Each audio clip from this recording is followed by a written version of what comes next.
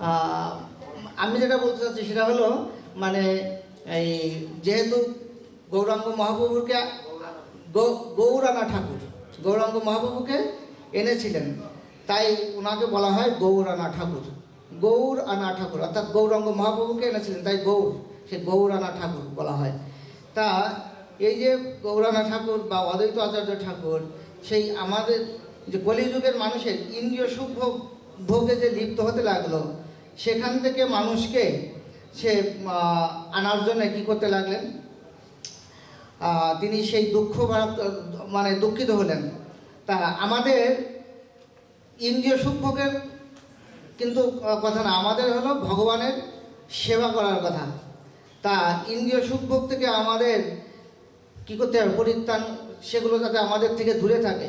যেমন মহাপ্রভুর শিক্ষায় শিক্ষাষ্টকমে যে ৪র্থ নম্বর শ্লোকে বলা হয়েছে কি, ন ধনম ন জনম ন সুন্দরীম কবিতাম বা জগদীশ কাময়ে মম জন্মনি জন্মনি ঈশ্বরে ভগতার ভক্তির অহৈতুকিতই। অর্থাৎ হে জগদীশ্বর, আমি ধন জন বা সুন্দরী রমণী কামনা করি না, আমি যেন যে জন্মে জন্মে তোমার অহৈতুকী ভক্তি লাভ করতে পারি। তা কিন্তু কিছু ব্যক্তি আছে, তারা কি বলে, যেমন এই যে শরৎকালে দুর্গা পূজা আসে, তখন বলে ধনম দেহি জনম দেহি যশ জেহি বিষয়জহি। অর্থাৎ তার উল্টাটা, ধন চাই, জন চাই, বিষয় আশায় প্রতিপত্তি চাই। কিন্তু ভক্তদের কি কামনা, তারা ইন্দ্রিয় সুখ ভোগ এগুলোর থেকে বিরত থেকে তারা কি করে, তারা হলো ন ধনম ন জনম ন সুন্দরীম কবিতাম, অর্থাৎ ধন জন এগুলো আমরা চাই না। তা সেই হিসেব আমরা গীতার একটা শ্লোকে, অর্থাৎ গীতার দ্বিতীয় অধ্যায়ের 58 নম্বর শ্লোক থেকে আমরা জানতে পারি একটা প্রাণী অর্থাৎ কূর্ম কচ্ছপের দৃষ্টান্ত থেকে আমরা শিক্ষা লাভ করতে পারি যে কচ্ছপ তার ইন্দ্রিয়গুলোকে যখন তার কাজে লাগে তখন সেই ইন্দ্রিয়গুলোকে ব্যবহার করে। হ্যাঁ, সেই শ্লোকটা হলো কি, যে লাইট ভালো, যদা, সেই শ্লোকটা হলো যদা সংহরতে চয়ন কূর্ম অঙ্গানি ও সর্বস্ব, হ্যাঁ, ইন্দ্রিয়ানি ইন্দ্রিয়ার্থে তস্য প্রজ্ঞা প্রতিষ্ঠা। যদি অসুবিধা হয়ে তা অর্থাৎ সেই কূর্ম যখন তার প্রয়োজন হয় তখন তার হাত পাগুলি সেই তার যে শক্ত খোলসের মধ্যে থেকে হাত পা মুখগুলো বের করে। হ্যাঁ, আর যখন তার প্রয়োজন হয় না তখন সেগুলি গুটিয়ে রাখে। আর আমরা মানুষেও কি করি, আমরা আমাদের ইন্দ্রিয়গুলোকে সবসময়ের জন্য আমরা তীব্রভাবে সমস্ত আমরা একাদশ ইন্দ্রিয়, সব ইন্দ্রিয়ই আমাদের প্রখর। আমরা জানি যে আমাদের এই প্রত্যেকটা প্রাণীর এক একটা ইন্দ্রিয় প্রখর থাকে, কিন্তু আমরা মানুষ, আমাদের সমস্ত ইন্দ্রিয়গুলোই প্রখর। আর সমস্ত ইন্দ্রিয়, আমরা ইন্দ্রিয়গুলো যদি ভগবানের সেবায় কাজে লাগাই, যেমন অম্বরীশ মহারাজ কী করেছিলেন, তার সমস্ত ইন্দ্রিয়গুলো ভগবানের সেবা করেছিলেন। তা আমাদেরও উচিত সেই এই ইন্দ্রিয়গুলোকে ভগবানের সেবায় কাজে লাগানো। লোকেতে নিস্তার হেতু করেন চিন্তন, কে মতে এসব লোকের হইবে তারণ। পৃথিবীর এই অবস্থা দেখে তিনি গভীরভাবে চিন্তা করতে শুরু করেন যে কিভাবে এই সমস্ত মানুষ মায়ার হাত থেকে উদ্ধার লাভ করবে। তা যে শাস্ত্রে বলা হয়েছে যে কৃষ্ণ সূর্য সম মায়া হয় অন্ধকার, যেথায় কৃষ্ণ সেথায় নাহি মায়ার অধিকার। অর্থাৎ কৃষ্ণকে সূর্যের সাথে তুলনা করা হয়েছে এখানে, যে কৃষ্ণ সূর্য সম মায়া হয় অন্ধকার। তাই এই মায়া থেকে দূর করতে হলে কৃষ্ণ শরণাপন্ন হতে হবে, তাহলে মায়া আমাদের কাছ থেকে দূরে থাকবে। হ্যাঁ, কৃষ্ণ অবতরী করেন ভক্তিরও বিস্তার। অর্থাৎ ছিল অদ্বৈত আচার্য প্রভু মনে মনে ভাবলেন, যদি শ্রীকৃষ্ণ স্বয়ং আবির্ভূত হয়ে ভগবত ভক্তি বিতরণ করেন তাহলেই কেবল সমস্ত মানুষকে উদ্ধার করা সম্ভব হবে। কৃষ্ণ অবতারিতে আচার্য প্রতিজ্ঞা করিয়া কৃষ্ণ পূজা করে তুলসী গঙ্গা জল দিয়া। অর্থাৎ শ্রীকৃষ্ণকে অবতরণ করবার প্রতিজ্ঞা করে শ্রী অদ্বৈত আচার্য প্রভু গঙ্গাজল আর তুলসী পাতা দিয়ে পরমেশ্বর ভগবান শ্রীকৃষ্ণের পূজা করতে লাগলেন। তার নিরন্তর আরাধনায় 13 মাস পরে এক নয়নাভিরাম পূর্ণিমা তিথিতে ভগবান শ্রী চৈতন্য মহাপ্রভুর আবির্ভাব হয়। তা গীতার নবম অধ্যায় 26 নম্বর শ্লোকে বলা হয়েছে যে পত্তম পুষ্পম ফলম তোয়ং, হ্যাঁ, যৌমি ভক্ত প্রযচ্ছতি। অর্থাৎ ভগবান বলছেন যে পত্র পুষ্প ফুল জল দিয়ে আমাকে যদি ভক্তি সহকারে প্রীতি সহকারে আমাকে কেউ নিবেদন করে আমি সেটাই গ্রহণ করি। তা এইটা যে শুধু যে কথার কথা তাই নয়, এইখানেই সে অদ্বৈত আচার্য ঠাকুর কী করেছিলেন, গঙ্গা তীরে বসে তিনি এই তুলসী পত্র এবং এই গঙ্গার জল দিয়েই ভগবানকে পূজা করে ভগবানকে আরাধনা করেছিলেন। অনর্পিত চরিম চিরাত অবতর্ণী কলৌ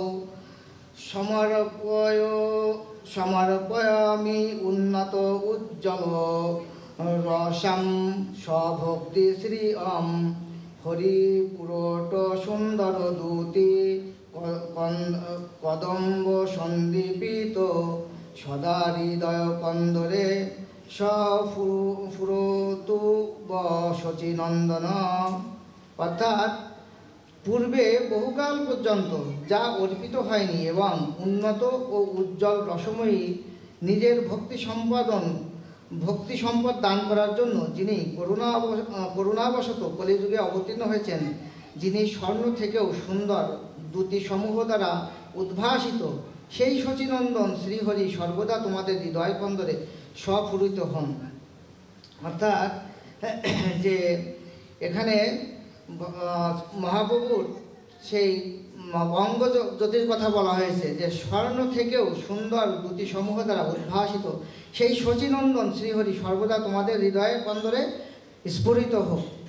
তা মহাপ্রভুর দেহবর্ণ কেমন ছিল? স্বর্ণের মতো উজ্জ্বল। যুগ ধর্ম প্রবর্তাই মো নাম সংকীর্তন চারিভা ভক্তি দিয়া নাচা মো ভুবন। অর্থাৎ আমি স্বয়ং এই যুগের যুগধর্ম নাম সংকীর্তন বা সম্মিলিতভাবে ভগবানের পবিত্র নাম সংকীর্তন প্রবর্তন করব। ভগবত ভক্তির 4 প্রকার রস আস্বাদন করিয়ে আমি সমগ্র জগৎকে প্রেমানন্দে উদ্বেলিত করে নৃত্য করাবো।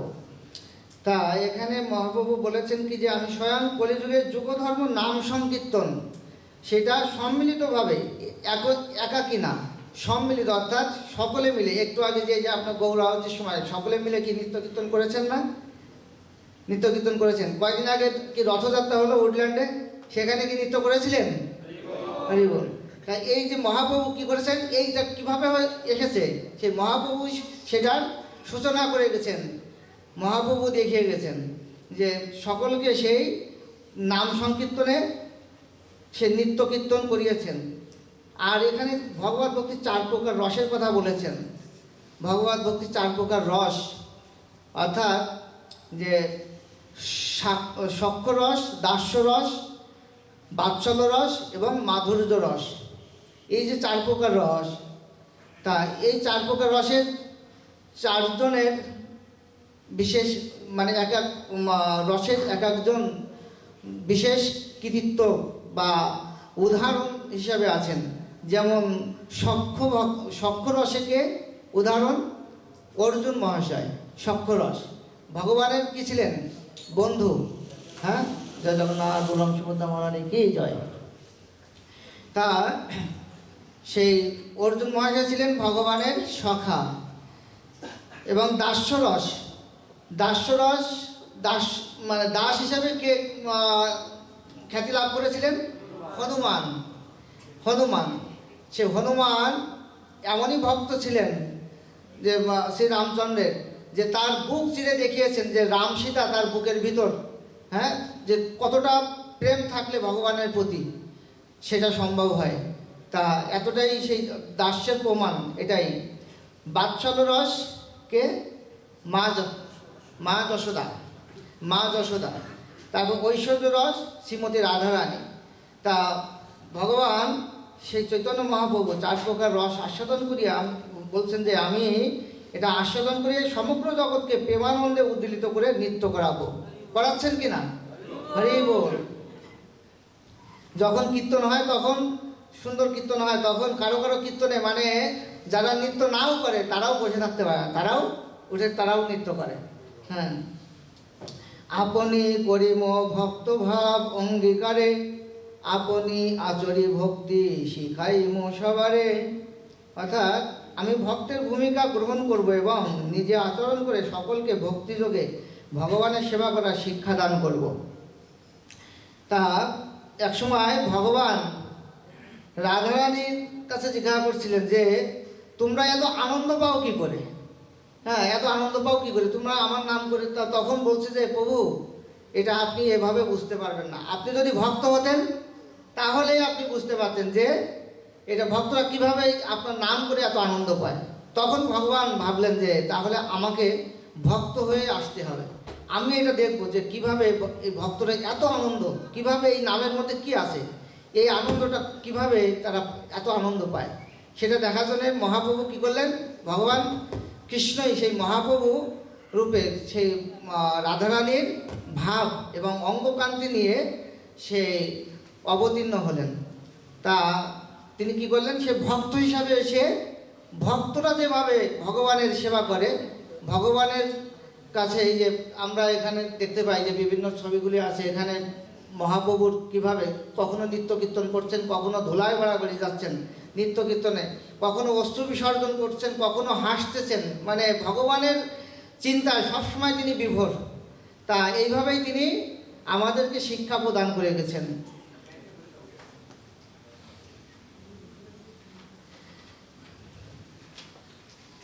আপনে না কইলে ধর্ম শিখানো না যায়, এই তো সিদ্ধান্ত গীতা ভাগবতে গায়। মানে যদি নিজে আচরণ, মহাপ্রভু আমাদেরকে নিজে আচরণ করে জগৎবাসীকে শিক্ষা দিয়ে গেছেন। তা কথা যে যদি আমরা নিজে আচরণ না করে অপরকে আমরা যদি কোনো কিছু সেটা শিক্ষা দিতে যাই তাহলে সেটা উল্টা হবে, কেউ সেটা গ্রহণ করবে না। হ্যাঁ, তা মহাপ্রভু কী করেছেন, নিজে আচরণ করেছেন যে কিভাবে ভগবানের সেবা করতে হয়, ভগবানের প্রতি কিভাবে প্রেম ভরে ভগবানকে ডাকতে হয়, কিভাবে নিত্য কীর্তন করতে হয়, এগুলি সবই ভগবান মহাপ্রভু এগুলো দেখিয়ে গেছেন।